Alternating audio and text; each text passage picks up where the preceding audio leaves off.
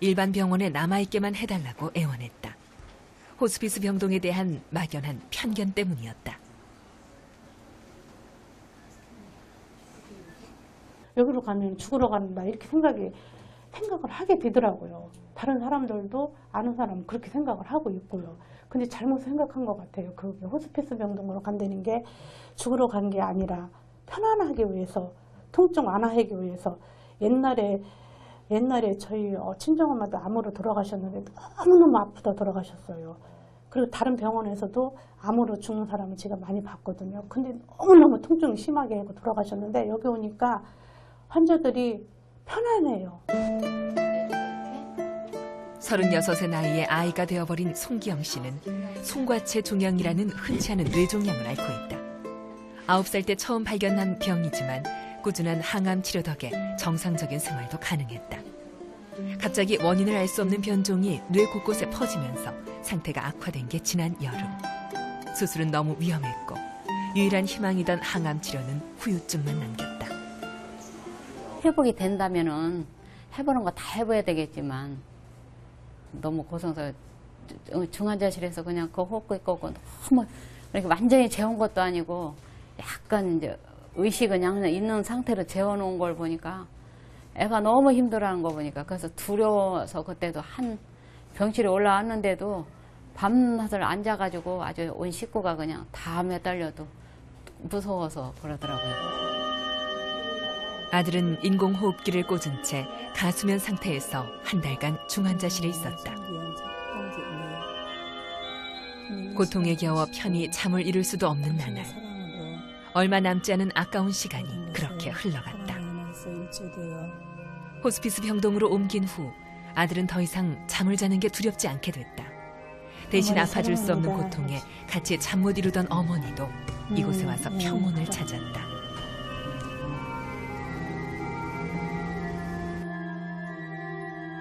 어머니는 지금 눈에 넣어도 아프지 않을 막내 아들을 가슴에 묻을 준비를 하고 있다.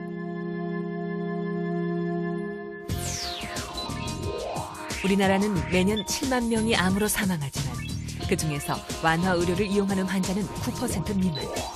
절반에 가까운 이용률을 보이는 미국에 비하면 턱없이 부족한 수준이다. 그에 반해 임종에 가까운 말기암 환자가 불필요한 항암 화학요법을 받는 비율은 높다. 사망 전 한 달 이내에 항암요법을 받는 경우도 31%, 미국에 비해 3배나 많다.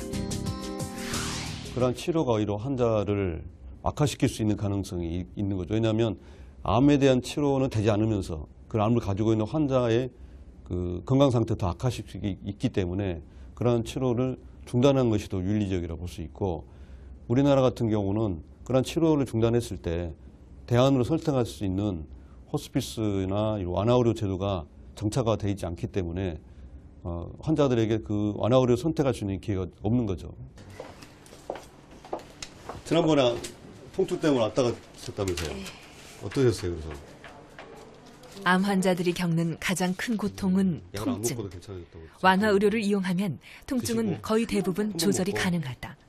윤영호 박사는 암 환자의 통증 관리를 위해 마약성 진통제에 대한 지침을 만든 원년 멤버이기도 하다.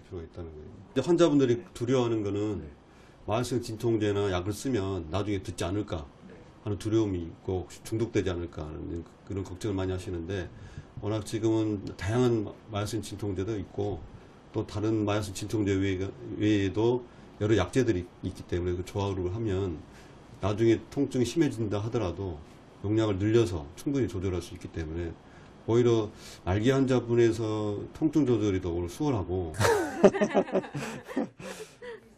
지금 주사가 계속 들어가잖아요, 진통제가. 극심한 통증은 환자의 삶의 질을 급격히 떨어뜨린다. 여성 생식기암과 싸우고 있는 정영미 환자는 밤새 심한 통증에 시달리다 응급실로 실려왔다.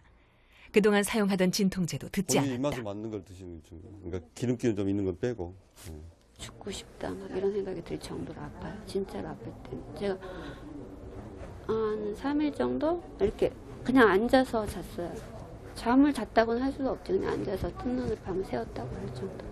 마취과에서 내일 식량 차단술을 해서 그게 효과가 있으면 용량을 바로 또 떨어뜨릴 거고, 근데 거기서 효과가 이제 없으면은 또 방법은 일단 그 원인 치료를 좀 해줘야 되고 수술을 일단 다음에 고려를 하더라도 그러면서 이제 할 수 있는 거는 다른 약을 다 병행 투여를 해야 되는데 좀 다른 불편하신 거는 선생님 보면 마음 편해지는데 네. 아까도 마음이 너무 불안했어요. 예. 그래서 제가 왔잖아요. 그래서 지금 조금 용량을 그대로 윤 박사의 지금 얼굴을 유지되고 보고서야 있어도 불안과 공포에서 벗어난 환자는 다음 날 고통을 느끼는 신경을 차단하는 시술을 받기로 했다. 걱정하지 마시고 하여튼 내일 결과 잘 나오기 봅시다. 예. 맞습니다. 예. 희망을 주시고 기쁨을 주시고 웃음을 주시죠.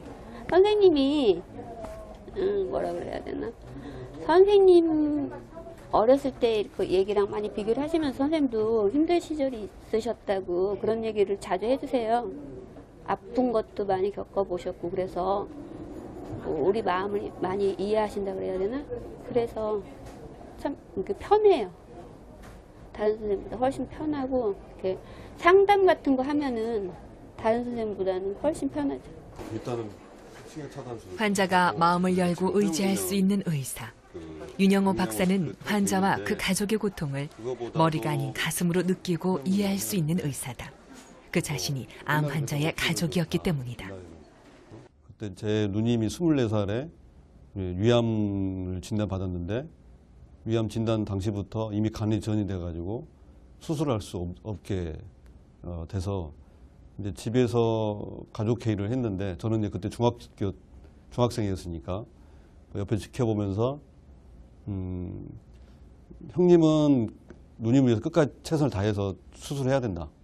근데 부모님은 의사가 뭐 치료가 하는 것이 효과가 없기 때문에 하지 않는 게 좋겠다.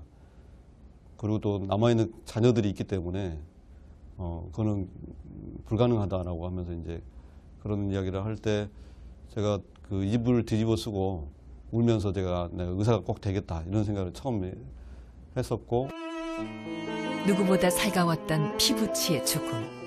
이때부터 그의 꿈은